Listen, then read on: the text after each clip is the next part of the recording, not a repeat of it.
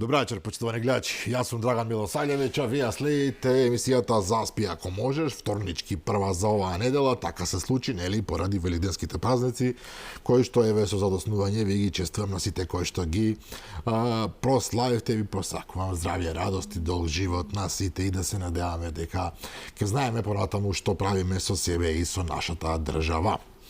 Инаку денов вечерва се некако ни вамо ни тамо, најавија ќе врне, па нема да врне, вакво време, онакво време. Истото се случи со господинот Асмир Јаховски, најавија дека ќе го ослободат за 2 милиони евра, па излезе дека нема да го ослободат.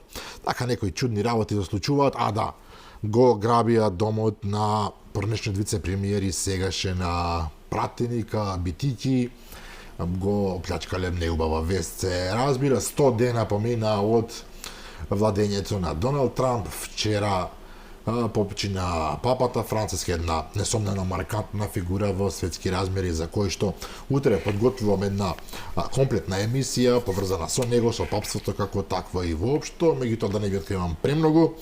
Вечерва овде во емисијата е собрано едно фино друштво, амбасадорот Ивица Ботевски. Добра вечер. Добро вечер, Драган. И господинот Раби Сетрак, директор на Меѓународниот институт за стратешки и безбедносни студии. Добра вечер. Добро вечер, благодарам за поканата. Да. Би требаше по некоја логика со нас да биде и професорот Жидас Даскаловски, меѓутоа човекот има објективни причини поради кои што не може овој пат да биде со нас и да го даде својот допринос, но верувам дека ова друштво од тројца и тоа како може да каже нешто интересно. Од каде да почнеме, не знам, предлагам од она што се случи минатата недела. Седрак, вие постојано инсистиравте и во овие емисии секаде дека е неопходно Македонија да се отвори пазарно кон Блискиот Исток, каде што објективно има многу пари, постои можност за инвестиции и таму и овде, постои можност за економска соработка, меѓутоа сето тоа некако споро се движи и еве минатата недела голема владина делегација предводена од премиерот Христијан Мицкоски беше во Обединетите арапски емирати, во Дубај, сега не знам како се викаат сите тие градови, во Абу Даби, и остварија средби на највисоко ниво. Договорени се некои летови, не знам, од Дубај до овде, од некои други места, договорени се некакви стратешки, колку што разбирам, договори, дали се уште на ниво на идеи или веќе и во пракса ќе видиме што точно се случува, не знам, меѓутоа се отвара онаа приказна за која што вие постојано зборувате колку е важна. Да, сега многу битно и го кажаме тоа многу пати, спротивно на јавното, да кажеме, мислење или размислување дека ние сме врзани само со Европа. Ние прошлиот пат и секој пат кажуваме дека ние не дека ќе ја бойкотираме Европа, ама ние ќе се одвориме друг канал за соработка, за бизнес и за развој, и за туризам, и за увоз и извоз кон други земји што имат навистина потреба од ова. Значи, ќе го кажам со малце попрости зборови, може на Европа, на Европска Унија или на земјите во Европа немат потреба од јаболкото ајдаред. Ама може тоа јаболко ајдаред што ти го наметнуваат секој пат кога правиш експорт на зелените јаболки или црвените јаболки и ти кажува ако сакаш да земеш 100 тона, мораш да земеш и 50 тона ајдаред, затоа што имат не значи да прават со тоа. И имаш други земји што има потреба од ова. И сега why not? Зошто да не? Не правам никаков проблем. Така да чекорите кон одвореноста кон Блиски Исток и други држави, ова чекор е многу битен, го кажуваме многу пати, ова е насоката исто на влада да бидат одворени со сите, што е многу добро. Многу се израдував кога видов и различни градови биле, знам дека ќе одат и во други места во Блиски Исток, што е многу добро, но мене тоа што се секирам не за одворањето на канал, туку како ние тука ќе се исправуваме со првиот момент кога ќе треба некој да донесе инвестиција или да дојде тука да инвестира. И работите што сметам дека треба владата да знае многу добро што се цопките или што се проблемите каде инвеститорите ги сретнуваат во моментот кога слетат во Македонија. Кажувам во моментот кога слетат во Македонија затоа што било кој што ќе дојде инвестира од надвор, он не живее тука, не ја разбира менталитетот тука, не знае ништо за тука, си доаѓа и сака да прави бизнес во државата, исто како што сака да заработува, сака исто државата да заработи, затоа што држава добива данок, има вработување и така натаму. И овој момент треба тука да владата да биде свесна што се случува во задниот двор од моментот кога слета инвеститорот до моментот кога ќе почна да направи било каков вид од приход од инвестицијата. И тука морам да ги кажам најбитните 4, 5, 6 чекори што се случуваат. Значи има проблеми, тоа што ми текнува сега едноставно, ако вие сте фирма со странски капитал во Македонија, правите договор за вашите вработени со фирма од телекомуникаци компании во Македонија, не е дозволено за вас, на пример, да користат уреди. Добро. Значи можете да правите договор за 10 вработени, ама немате право да користите уреди, затоа што Какви уреди, не разбирам. Уреди, значи кога земат мобилните телефони за вработените. Не може да земете мобилни телефони затоа што вашата фирма е со странски капитал, треба некако посебно одобрување за да може да ви дават мобилните телефони за вашата компанија. Значи непотребно комплицирање на целиот процес. Дефинитивно. И сега на што личи ова? Нека секој пат кога доаѓа некој сака да прави едноставна работа, треба да се јавува со врски за да може на некој од тие од телекомуникацијски компании за да прифаќа да се земат уреди. И сега имаме овие проблеми почнуваат и од централен регистар. Кога кажуваме тука еднаш порано кога доаѓаш да отвораш фирма, и тоа беше целтата на реформа, што ја познавам јас многу добро со сите детали. Поентата е да донесеш 10 документи во централен регистар и да ви дават тековна состојба. Со таа тековна состојба или решение се генерира автоматски сметка во банка и вие само одите во банка и почнувате да работа. Сега не функционира ова. Треба влада да знае дека не функционира на ваков начин, затоа што банка пак бара истите документи што ги побарале во централен регистар за регистрацијата на компанија. Генерирањето на сметката во решението од централен регистар е фиктивна.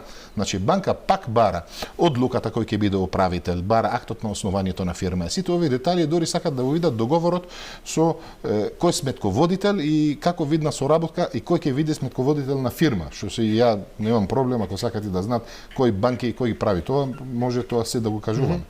Другите, значи имаме вакви чекори дека секој решавање на проблем треба некој да се јавува со врски за да се решава проблем. А што чекат приватните компании? Глупост, да. Ама чиста глупост. Зошто би дошол било кој да инвестира тука?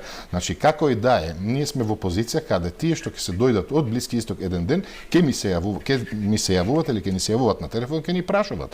Треба да им дајме одговор. И сега, ако се сретне со ваков проблем со една од мобилни оператори, што ќе прави?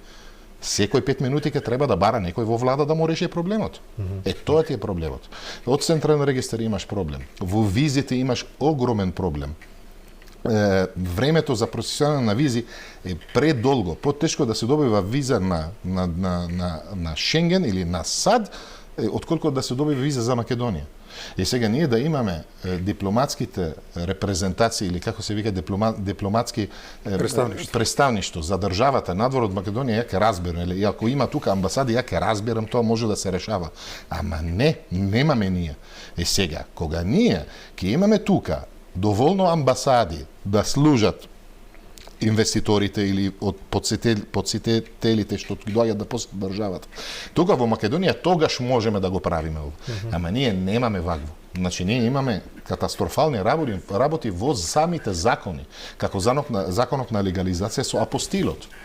Тој што го напиша законот не му текна дека 1/3 од земјите во светот не се потписници на апостил конвенција. И што ќе прават овие? Овие треба да патуваат надвор од држава, да одат до 4 различни места. Зошто? За да дојде да инвестира тука. Така да, трудот е прекрасен, многу се радувам. Први, ја што го промовирам активности да се прави со Блиски Исток, но првиот што ќе дојде тука, ќе почне да се сретни со вакви проблеми, одма ќе се земе што прави. Авион и ќе замине. Значи, ако разбирам добро, едно е договорите што се вели лице во лице со овие моќни луѓе од Блискиот Исток или од било каде, меѓутоа истовремено со тоа паралелно би требало да следи и таа регулација поедноставена на закони, на правила кои што едноставно спречуваат ефикасно и брзо да се инвестира. Брзески, чисто бидејќи сме во муабетот, вие бевте своевремено амбасадор во Бразил, исто далечна земја, богата иако многу не знаат кај нас што е всушност Бразил и воопшто Јужна Америка, вие целата ја поминавте и остваривте таму односи, да не забораваме боцарскиот човек од кој што практично успеа да издействува да ги укинат визите и Бразил и Аргентина за нас и уште некои земји. Уште Уругвај остана и при крај таа работа. Уште Уругвај, така може се патува во Јужна Америка, но повторно претпоставувам, едно е со инвеститорите да се разговара, друго е еве овие вакви проблеми за кои што Раби вистина е постојано опоменува и кои што едноставно мора да се решат. Воопшто бизнисот секаде бара поедноставен модел.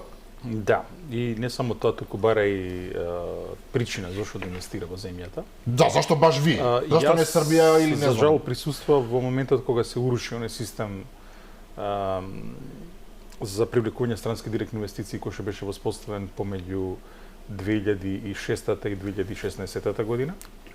Значи, по промената на власта од 2017 година, едноставно тој систем престана да функционира. Посебно травматично беше позаминувањето на ликови како Виктор Мизо, како Веле Самак, понатаму како вице-премиерот Пешевски, кои што беа вклучени во тој систем за привлекување на странски директни инвестиции и не беше возможен прифат на можните инвеститори од страна на државните органи по првичните контакти кои што ги воспоставуваат дипломатите.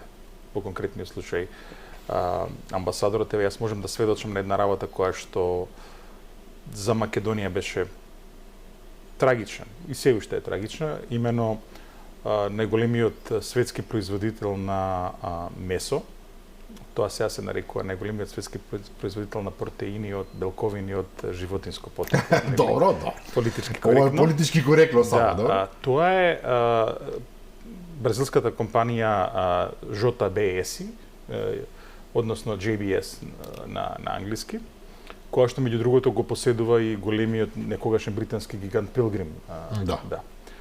И сега влезот кој што успеав да го обезбедам кај нив беше со цел да се овозможи во Македонија да се создаде еден екосистем за производство на домашни кокошки и пилиња, затоа што во моментов е многу тешко во Македонија се најде свежо пиле на пазарот.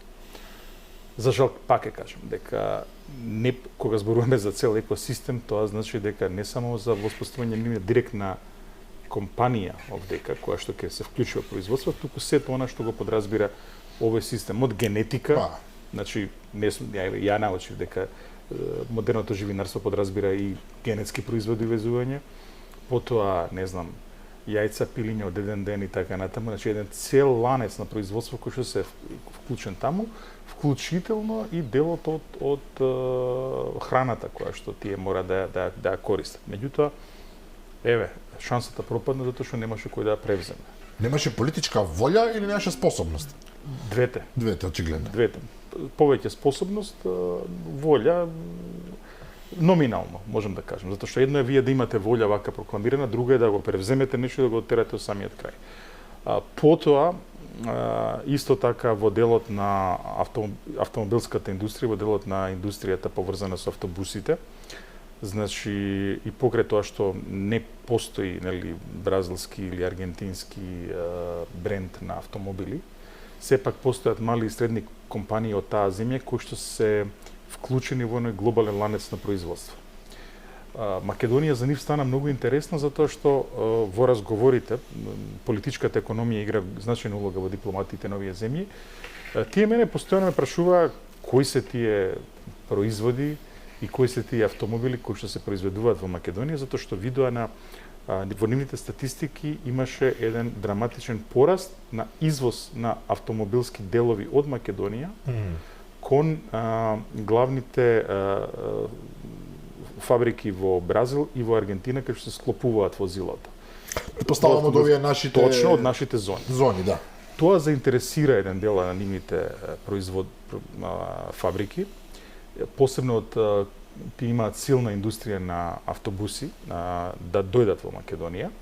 И сега тука да се разбереме, ние не сме интересни како сами за себе како Македонија, туку со спогодбата за стабилизација и асоциација Македонија има пристап кон единствениот пазар на Европската унија и се разбира дека пласман на една ваква фабрика во Македонија овозможува пласман на производи во Европската унија, посебно во оние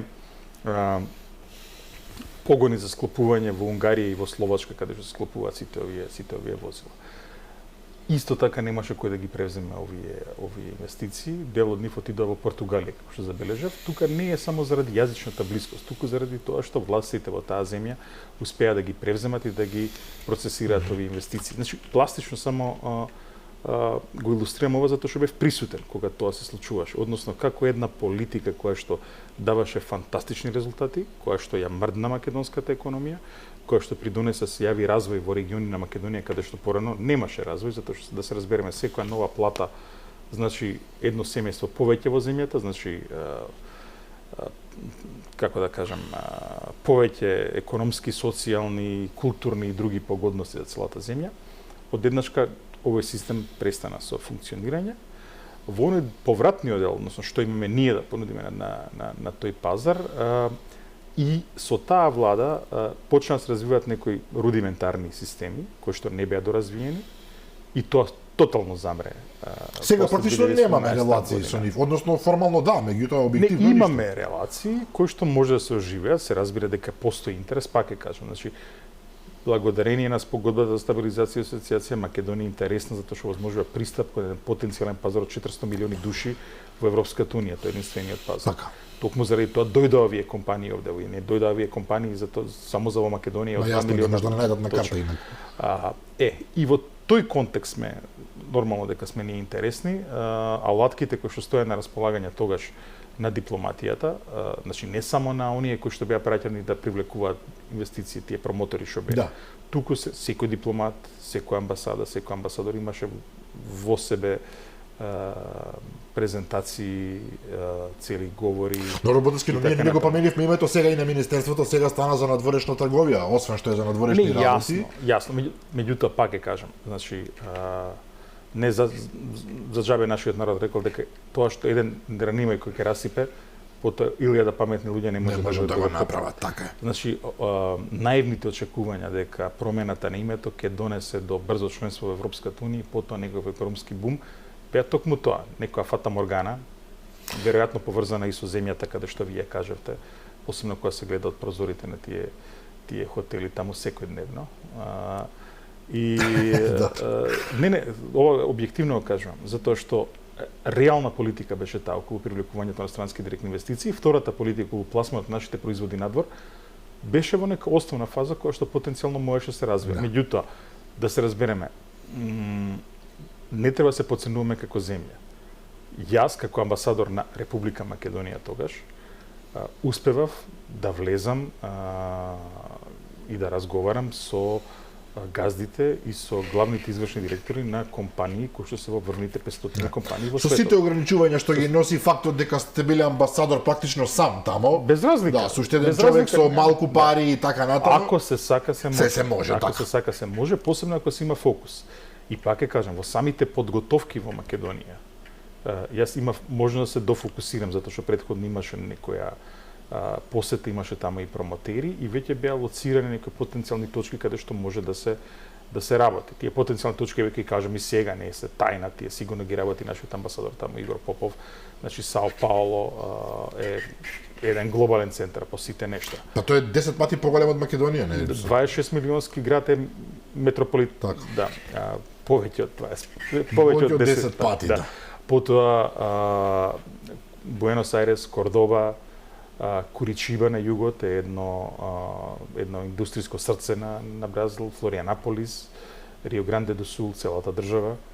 Од другата страна во Чили исто така има интересни индустрии кои што се речи си немаме поим ние за тоа ако сме реални. Боцевски немаме поим, но еве пак ќе кажам, имаше луѓе кои што тоа им беше дневна работа и кои што возможува, значи од Македонија се даде поддршка кога се влегува во една таква кога се влегува во судри со едно такво прашање. Тој систем замре и еве сега се врти страницата повторно да се воспостави тоа. Но изгубивме години. Факт е тоа и за наша сметка некои земји од регионот постигнаа многу максимално. Србија, например. Србија. Така, така. Инаку чисто еве кога евоцираме спомени, јас споделам еден разговор со Виктор Мизов, верувам дека нема да ми замери, се надевам дека следната недела ќе дојде во емисијата, договорени сме. Скажуваше дека да, тој останал како директор и по промена на власта, Така, директор беше на Многу кратко. агенцијата, меѓутоа едноставно видел дека работите одат во една насока која што потполно неговото останување таму останува безсмислено. Кога сме Не, па еве, ќе кажам Токму тоа, конкретно, значи јас кога му спомнав дека влегувам како амбасадор да се сретнам со директорот на JBS во Сао Пауло. Тој веднаш ми одговори дека да беше претходната влада, таму немаше да влезам сам. така Таму ќе влезов најмалку со него и екипа, со така е.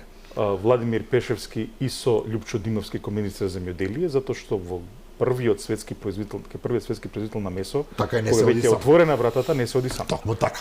Уште кога сме кај гривата, само уште едно прашање сакам да го прашам Седрак.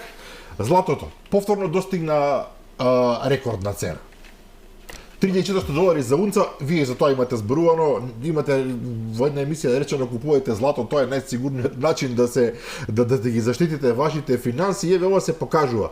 Онаа голема фамозна царинска војна која што започна Трамп, деновиве читав некоја анализа дека најмногу ќе ја погоди Америка. Всушност, добро, ќе видиме како ќе биде тоа, меѓутоа златото повторно оди до досега невидени рекорди.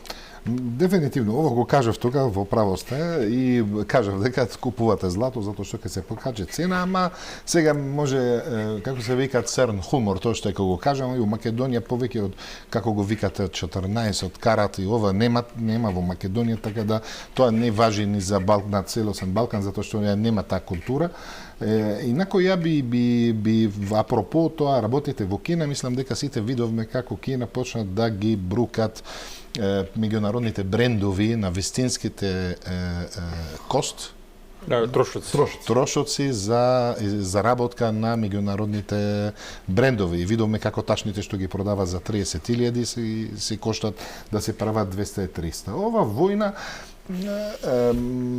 ја знаете дека ја помалку разбирам јас во делот на финансиите и на тоа, бидејќи не ми моја способност, ама ние го кажуваме тоа пред да дојде Трамп, дека ние тоа очекувавме дека најголемиот непријател што он сака да го напаѓа Кина. Мислам дека не видовме како прво он дека не предвидлив, како може да промени мислење секој втор ден, така да знаете дека изјави од ваква голема држава може да има многу големи последици во Европа, и така да нема тука што многу да се коментира, бидејќи ние немаме ни берза како што треба, немаме ништо тука, не сме врзани воопшто ни со злато, ни со ништо. Може да не се согласува со мене амбасадорот, ама јас гледам да ние да фокусираме на тоа што имаме. И сега муабетот сега кога он збореше со вас и сакав да коментирам. Слободно. Значи, ние сме земјоделска држава. Ние не сме Силикон Вели, ние не сме ништо, немаме ни способноста да станеме Силикон Вели еден ден заради Силиконска долина, ако некој не ради. да, заради немањето на работна сила во Македонија. Значи видовме конечно видовме во Македонија кој очекуваше дека ќе биде дестинација за печалбари да дојдат од трети земји да работат тука. Тоа е нешто што е Од Индија, Бангладеш, од кај доаѓа? Да, тоа благодарение на лошите политики на Македонија во минатите 7 години. Сега не само дека се слеваше работна сила држава, дури и мозочната сила или интелектуалната маса почна да заминува. Инако ние имаме голем потенцијал во делот на земјоделие, имаме голем потенцијал во делот на лайфсток, на сточарството, имаме вакви работи, и мислам дека еве во духот на тие посети што ги направиме во Блиски Исток да фокусираме на овие работи. Имаме во Македонија над 50 фирми што би сакал, ја би сакал народот и владата да знае дека постојат во Македонија над 50 фирми што носат македонски производи во Блиски Исток. И имат огромен проблем. Проблемот го имат, сме го збореле тука, дека ние сме дел од ЕФТА и од ЦЕФТА договорите со Европа. Во Блиски Исток се дел од овие договори, а се уште има многу висока царина на македонскиот производ таму. Ова треба да се решава, значи има договори што треба да се ратификуваат во собрание одма сега, треба од вчера да ги ратификуваат, за да може да се носат овие производи таму. Вториот проблем го имаме ние со транспорт со овие држави. Ние озвен авионски транспорт немаме транспорт. Не е точно тоа дека во Грција еве носи од Тесалоники, значи бегат муштериите главно од цената на трошок што тука сме ја кажале кога рековме дека трошокот на еден контейнер 40 фит, 40 стапки од Тесалоники до Джебел Али во Дубај кошта 750 евра. Превозот на тој контейнер од фабриката или од земјоделската, од местото каде се товари во Македонија до Тесалоники кошта 1250 евра. Што е несфатливо. Кој е нормален ке оди ке плаќа таа цена, да се вратиме да кажуваме за ајда редот. Треба тука да има постапки, треба да има процедури, треба да гледаме во нашиот задниот двор што се случува за да можеме ние на крај да го носиме нашиот производ таму. Джабе сите овие промоции убави, се што го направиме, цел свет знае. Нашиот сирење е најубавото сирење. Ама знаете како се вика сирењето во Блискиот Исток? Бугарско сирење. Бугарско сирење. На арапскиот јазик во сите земји во GCC и во Северна Африка се вика бугарско сирење. Нашето сирење. Јаболките, извини, уште еднаш што ги ја 4 години во Блиски Исток јадат јаболки од Македонија, што тоа многу вреди да се спомнува во емисија. Јадат јаболки од Македонија, ама со документи издадени од Грција. Токму за овие причина со царината. Јадат македонско јаболко, ама продаден таму како да е грчко, за да може да влезе со ниска царина. Јасно. Мислам дека треба да влеземе во една малку поинаква тема сега. Боцевски, вие сте еден од оние луѓе кои што се разбира многу силно ја застапуваат идејата за побрзо пристапување во ЕУ. Не дека е тоа нешто ваша специјалност, сакаме се разбира, меѓутоа секогаш се инсистира. Денес кога го читам излагањето на господинот Владимир Дробњак, тој е поранешен главен преговор за пристапни преговори на Хрватска во ЕУ и експерт на УНОПС. И човекот вели Македонија повторно може да го фати чекорот со ЕУ, така што ќе почне со работа на реформската агенда и вели агендата 2030 на ЕУ е активна, а перспективата за членство на земјата во ЕУ е вистинска, исполнива и изводлива. Ова во овој момент мене ми личи како лоша шега, искрено. Ајде да бидеме искрени сега. Тука знаеш дека немам никакви дилеми. Политички и во секој аспект.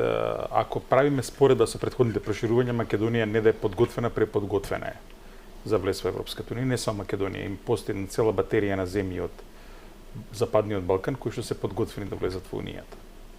Фактот што не сме во унијата се темели на политички одлуки кај клучните земји во унијата, кои што се уште не се сигурни дали треба да се пристапи кон балканското проширување од многу аспекти. Главниот аспект е го била дека е повреден со одлучувањето, односно дека дополнителни 6 земји членки од Западниот Балкан ќе значат уште поголема конфузија во оној дел на одлучување што подразбира консензус.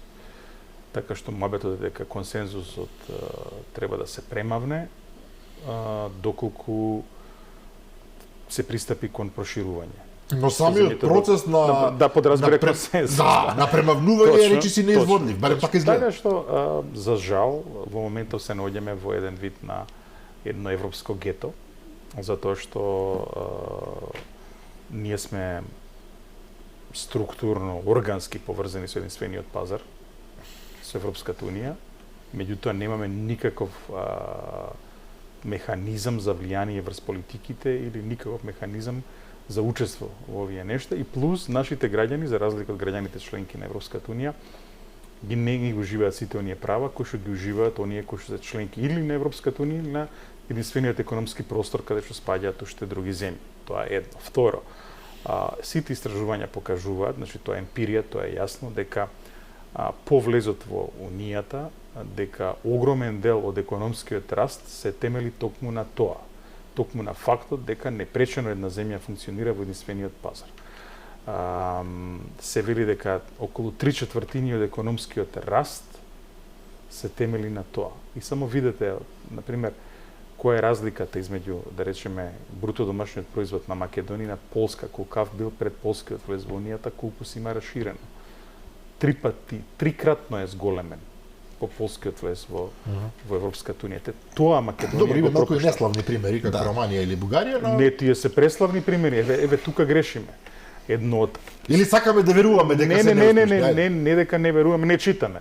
Значи Романија, приказната за Романија, едно мало романско економско чудо се одвива последниве 5-6 години. Романија има стапки на раст кои што се предизвикуваат завист во дел од земјите од да. И се оди во Бугарија сега да се разбереме. Значи постојат видлив е развојот таму. И економски, и социјален, и во секој друг аспект. Значи да не се залажуваме. Тие и Хрватска исто. Значи, Добро, за Хрватска јасно. Не, намерно ги ставам овие три земји. Ние Хрватска затоа што чувствуваме за блиска и затоа што ги следиме хрватските медиуми, тоа ни делува опипливо. Така. Затоа што Бугарија и Романија беа земји кои што беа оцрнети пред се од популистите во Европската унија, но и од многу политичари во Европската унија кои што робуваа на овој популистички бран. Дури се сеќаваме дека имаше политичари во ЕУ кои што велеа дека Романија и Бугарија треба да се исфрлат од унијата и така. Да, потоа ги примија и во Шенген. А сега ќе гледаме уште по-драматичен развој таму затоа што Бугарија и Романија влегува во Шенген зоната. Што значи дека границите на Европската унија се придвижие. Што значи дека еден камион или вагон од Турција кој што влегува во европскиот пазар влегува директно од Турција во европскиот пазар без многу жени. Тука и за нас треба да биде знак за тревога затоа што во моментов не постои такво нешто, меѓутоа замислете една алтернативна рута која немате вие граница измеѓу граничниот премин меѓу Бугарија и Турција и пазарите во Западна Европа. Јасно. Да.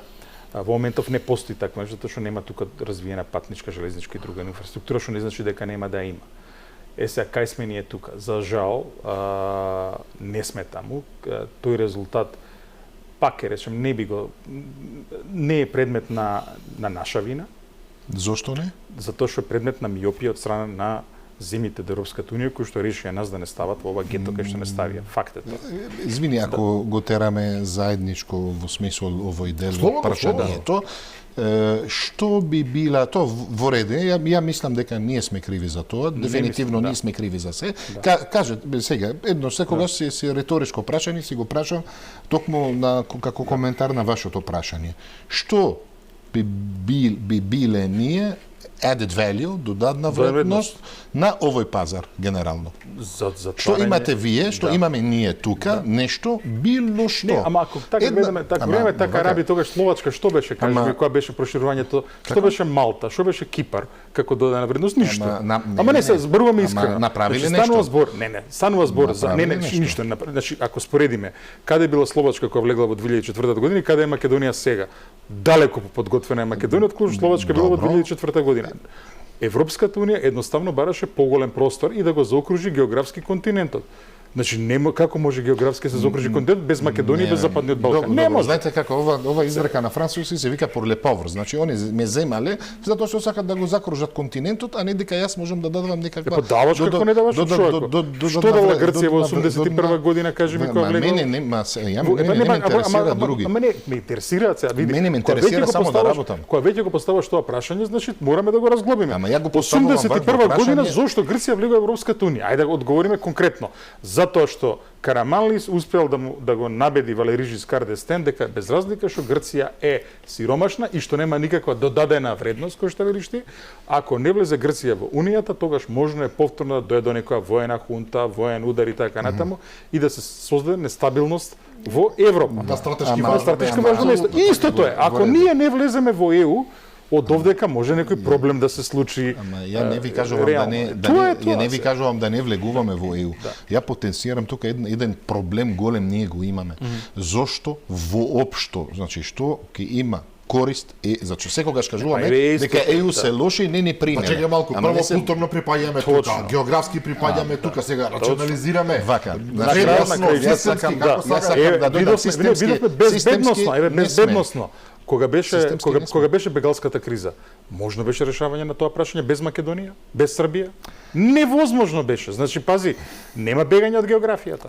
Значи, во тој момент, безбедносно Европа да функционира, ние бевме неопходни. Амбасадорот размислува дипломатско-политички, а Раби размислува низ призма на практика. Тоа е така. Меѓутоа, убаво повторно вели Боцевски, некои земји па и не се кој знае колку господине, на нашата граница тука во Македонија, лани во 2024 туристи дошле, италијански граѓани, не од Афганистан дошле, од Италија. Добро.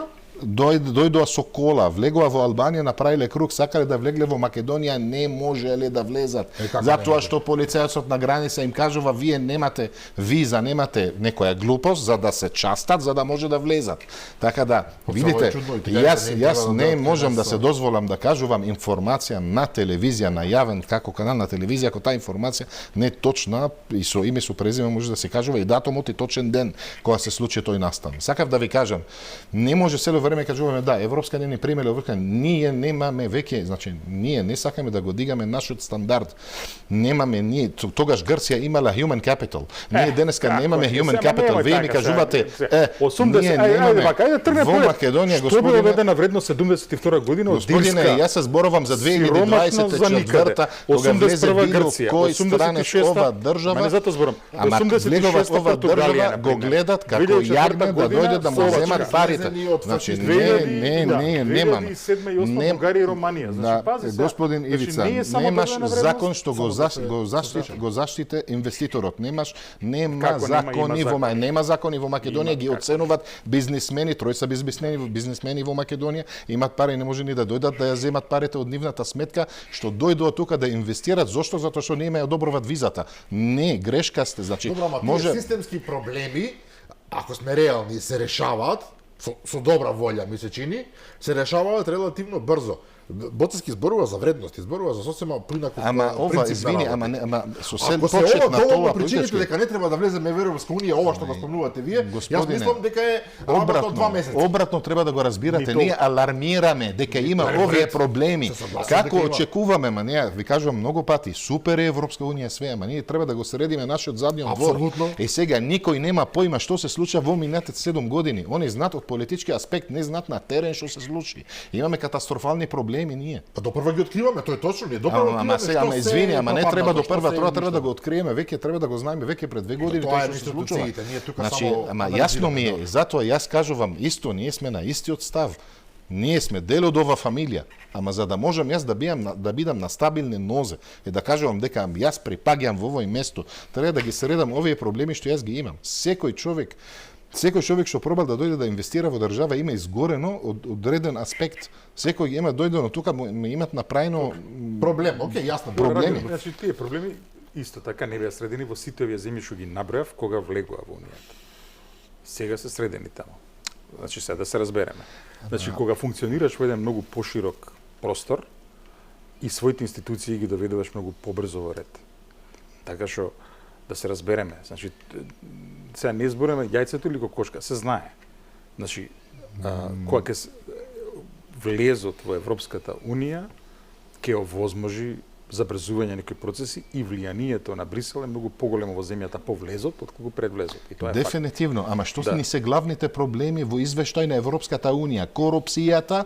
Ма никој не го спори тоа. Тоа не е корупцијата, ние за тоа зборуваме со години. Ова е најбитната работа. Корупцијата и владењето на право. Ако немам овие две, јас сам себе треба да кажувам дека не заслужувам да влезам во Европската унија. Тоа за нас не е проблем поголем отколку за влезот во Европската унија. Ние апсолутно сме се согласуваме сите верувам и Боцевски дека корупцијата ние и правната држава ние мора да ја решиме заради себе. Ние гајле што кажат во Брисел или во Лондон или во не знам каде за себе. Да, не согласувам, меѓутоа пак ќе кажам дека од секој аспект Македонија далеко поподготвена како многу земји кои што претходно влегува во унијата и дека одлуката зашто Македонија, Србија, Црна Гора, Албанија, Босна и Херцеговина, Косово не се земји членки на Европската унија е политичка одлука донесена во некои главни градови, критични главни градови. Иако сега на Албанија и на Црна Гора им даваат некакви најави дека би можеле за 2-3 години да завршат целата работа. Па и ние можеме и многу побрзо. Токму сега бугарите започнаа со таа нивна офанзива, како што ја нарекува на моја телевизија, во која што повторно ни објаснија дека попусто е пријатели, соседи, како не викаат скъпи соседи, влезете ли во уставот, тоа ќе биде малку, потребно е и еден куп други работи се направи. Во ред, ама Тоа не создава атмосфера која што возможува нештата, односите меѓу земјите се издигнат на едно подруго ниво и да се влезе во реална Именно работа. скъпите соседи Ова така е, викаат. ова не е варе.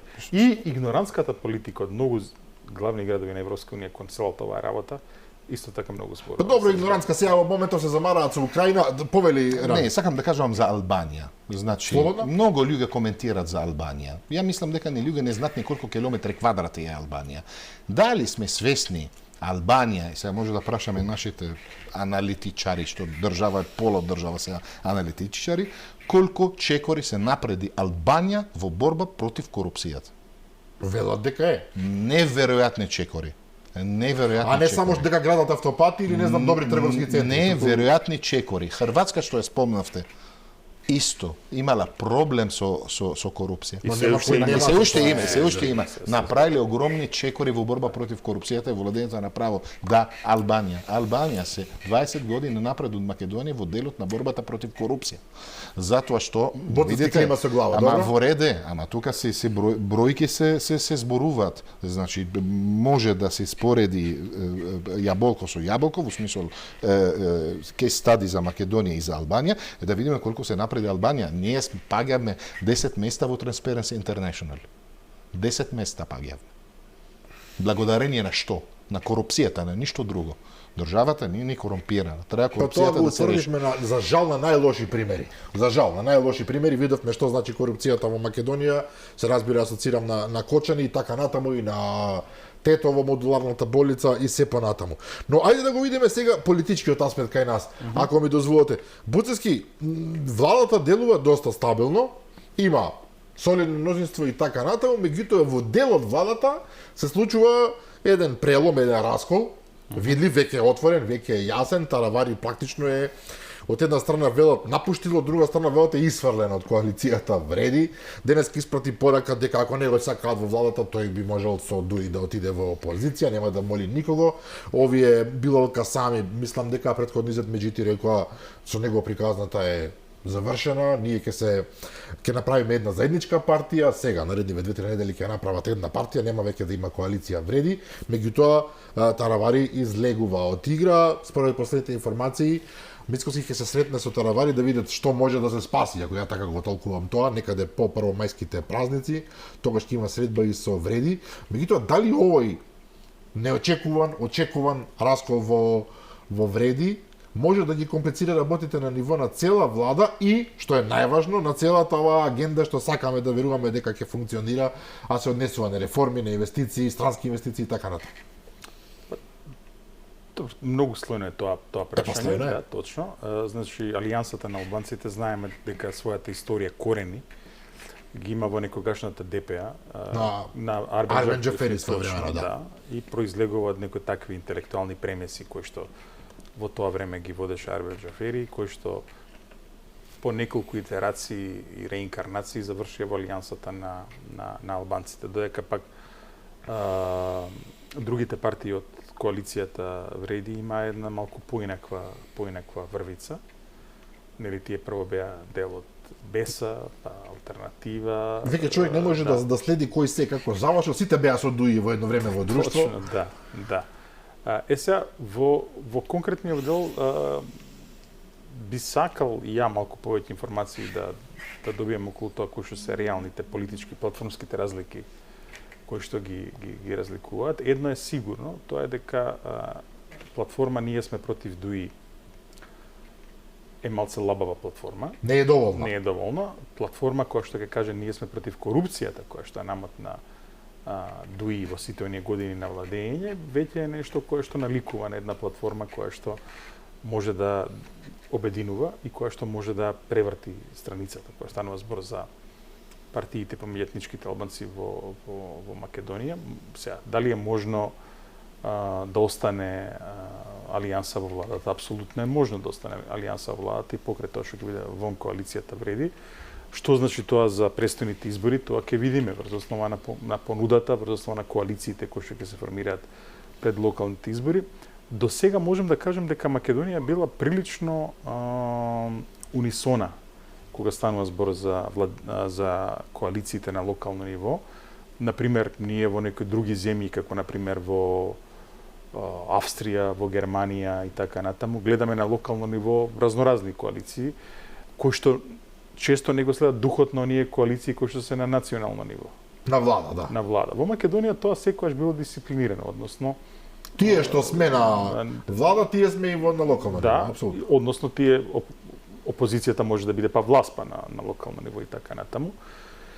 Така што тоа ќе го видиме како ќе се одвија пред изборите. Во суштина секогаш оние потези кои што се влечеле во некој период, еве така да го наречам, 9 месеци пред локалните избори или пред било кои избори сме гледале едно раздвижување, па 6 месеца пред изборите некои работи забрзуваат. На тромесечија, значи. Да, и на крајот на 3 месеца пред самите избори веќе гледаме овие структури станале условно кажано веќе вкаменети, веќе се калцифицирани.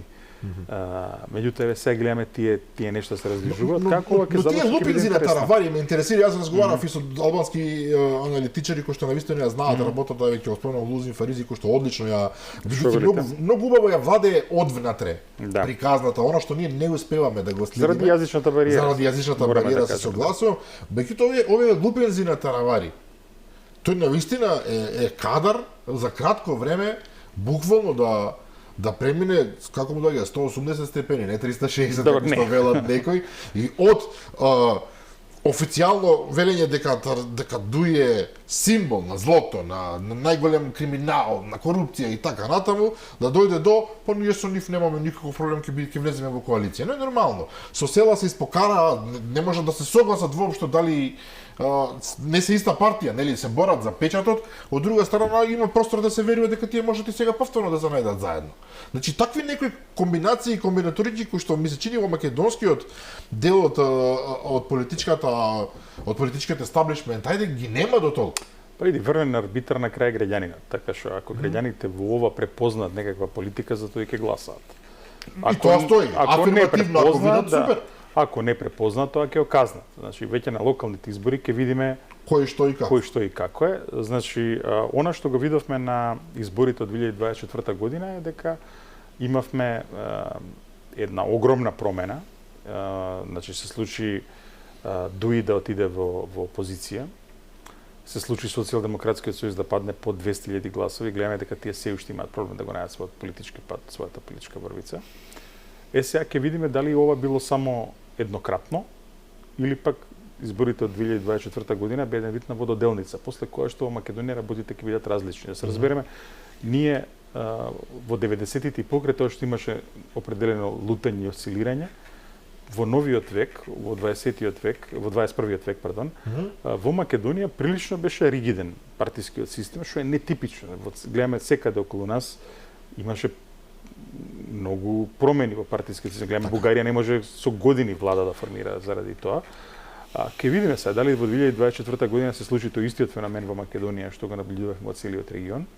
Дали можеби ќе се јават некои нови политички сили кои што сега не ги гледаме и така натаму.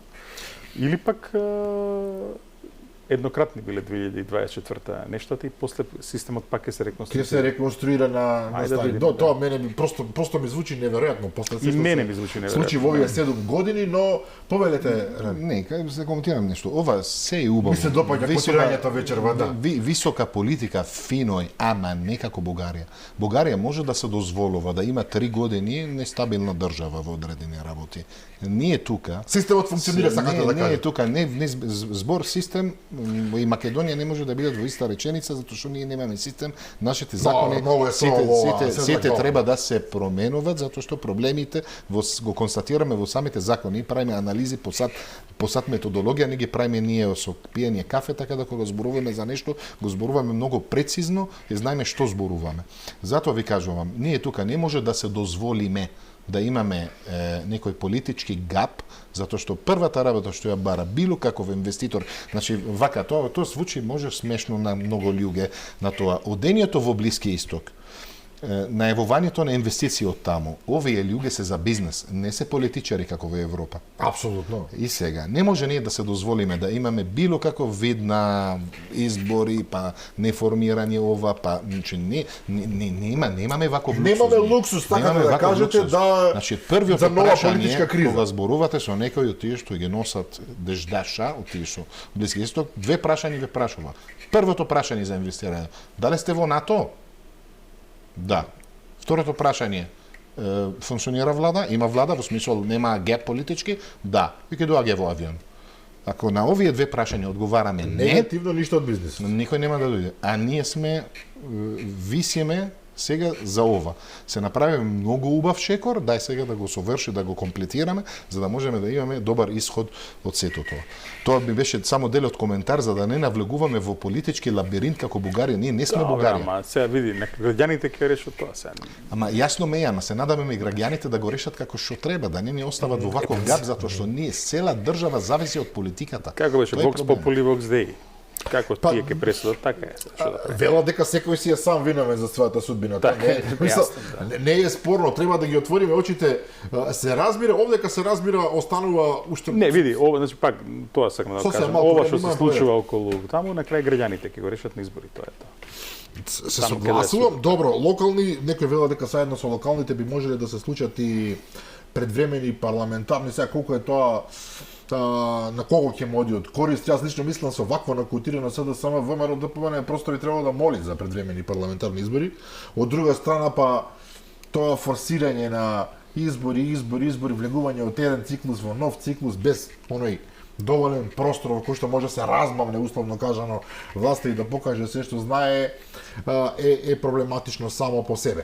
Но, да го затвориме, еве, овој разговор со ситуацијата се разбира која што ги мачи сите на повисоко ниво. И двајцата одлично ја познавате таа тематика. Украина и Русија се во војна која што и натаму трае. Путин направи потек, понуди великденско примирие, кое што траеше 30 на часови од прилика, така. Заврши, се обвинуваа едни со други за прекршување на примирието, класично. Оние 30 дена во кои што не требаше да се напаѓа цивилна инфраструктура, исто така неславно завршија, бидејќи постојано се напаѓаа меѓу себе. Трамп, кој што спомнав на почетокот, само што ги помине 100 дена од своето владење, рече следната недела би можело да дојде до договор меѓу Украина и Русија.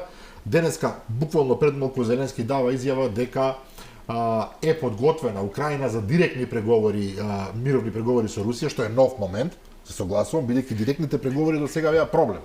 И за едната и за другата страна, особено за Украина, која што дури и уставно забрани законски да се преговара.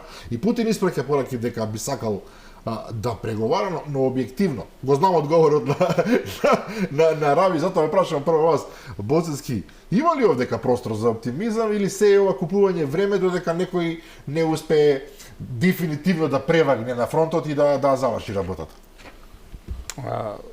Види, мислам дека овој мировниот процес кој што го отвори председателот Трамп веќе покажа дека неколку работи во меѓународниот поредок се променети. Например, може би ќе звучи банално, меѓутоа, еве да замислиме било која голема војна од ваков маштаб пред само 10 години. Првиот состанок каде што ќе се сретнеа двете суперсили, каде ќе го замислевме? Веројатно во Женева. Да. А не во Ријад. Во Ријад, да. Така што одеднаш кај Ријад стана местото каде што се среќаваат две од трите суперсили, така да ги наречеме. Тоа е едно. Второ, забележуваме дека и покрај волјата на председателот Трамп, односно на Соединените американски држави да се стави брз крај на војната, гледаме дека инерцијалниот момент се уште трае, односно дека за сега на повидок не е да речеме распламтување на мировниот процес.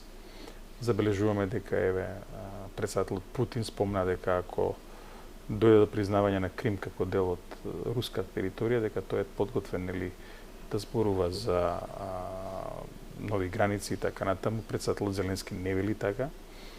Во секој случај Витков се уби од вртење наоколу и тоа му е работа. Тоа му е работа. преоптимистичен беше председателот Трамп кога кажа дека за 24 часа ќе го заврши конфликтот. Очигледно дека тоа ќе трае малку подлого. 100 дена исто така еден датум кој што е малку проблематичен.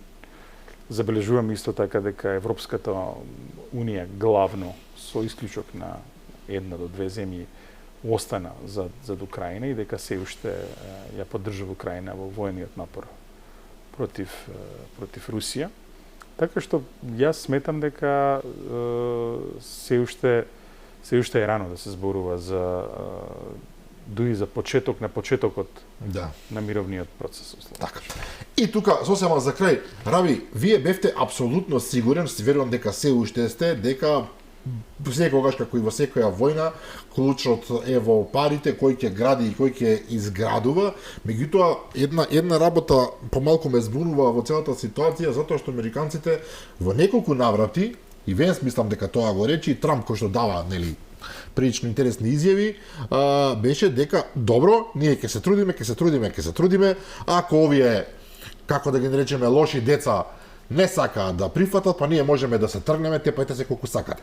Ако е така, тоа значи, ако е навистина така, Америка би излегла од приказната.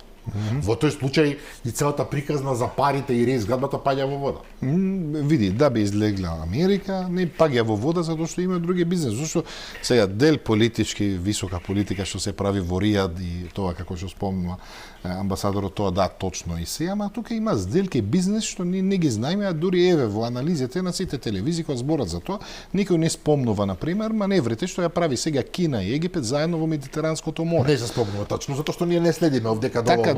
Така да, борбата и решавањето за Русија и Украина ќе го гледаме ние денови во Блиски Исток, во планот што се случува во Блиски Исток. Знам дека звучи дека нема врска, ама тоа е, не може да се договара Русија со Украина. Значи, за овој мир Америка се договара со Русија во тоа. Ако Европа не сака да слуша што ќе каже Америка, што ќе каже Русија во овој однос, видите вака. Секогаш Америка и беше малце страв од приближувањето на Русија со европјаните. Тоа е факт. Ама сега Америка има Кина како голем предизвик за нив. На Америка и треба Русија, и треба да има мир во тој регион, за да може да се бори или да се било што да се спрема во еднината, да се префрли директно на Кина, да. Ама од другата страна гледаме што се случува доле. Значи, планот што беше на Кина со трговскиот пат до Европа нивен, денеска се спротивува со новиот што е помеѓу Индија, Емаратите, Саудиска Арабија, Газа, Медитеран. Тој делот што кога сака Трамп да прави резорти таму. Да.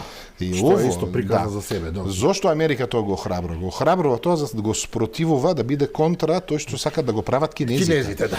Фактички се обидува да направи некоја контратежа. Да. И сега замислете дека има првата во историја и најголемата маневра за Air Force, за авиацијата што се случува помеѓу Египет и Кина.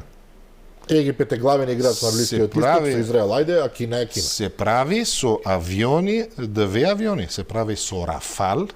Тоа се француски. Да, ма не туку да, Рафал се вика Omni-Roll авион. Не мултирол авион. Значи, знам дека темата малце широка, ама стана збор тука за еден авион што прави сите улоги во исто време ја прави. Со новата кинеската, таа што вика J-10. Што ова е голема закана на Америка во Блиски Исток. Никој не го гледа можното судир со Иран што може да се случува денови. Кој што постојано го најавува. Да, верувате вие во тоа? Да. Затоа што Израел навистина веќе отворено се заканува дека очекува напад врз тие ирански нуклеарни постројки. Сега видите, Израел беше малце разочаран од состанокот со САД што го направиле последното, но тоа сакам да се вратам на тој моабет дека зошто како цел свет се кјути, зошто сите европски лидери на пример се кјутат на тоа што се случува во Газа. Што има Нетањаху против нив? Како левредж. Затоа што ако некој одвара уста, тој нема да биде преседател од редента, затоа што никој не знае што има Нетањаhu против нив. Така да има голема приказна се случува таа, врзана дефинитивно со Русија и со Украина, и затоа Америка не може сега да го решава, инаку верувам дека за многу брзо време, него брзо, кога кажуваме брзо во политиката, тоа не значи дека за 24 сати, дека кажа Трамп 24 сати, ама очекувам дека многу брзо мора ова приказна да се заврши, за да може да се терат другите побитните работи. Што ќе ги следиме, се разбира како и да се вртат работите, ние сме тука, ќе ги следиме. Ивица Боцевски, Раби Шедлак, ви благодарам за оваа многу интересна емисија. Благодарам за поканата. Да, почитувани гледачи, тоа беше се за вечерва, утре во 15 часот репризното издание на оваа емисија, а утре вечер во 22:30 ви закажам нова средба со мене и со нови гости, а темата ќе биде смртта на папата, изборот на новиот папа, папизмот како таков, поврзаноста на папската држава, односно на Ватикан со Македонија и слични теми. До тогаш пријатно.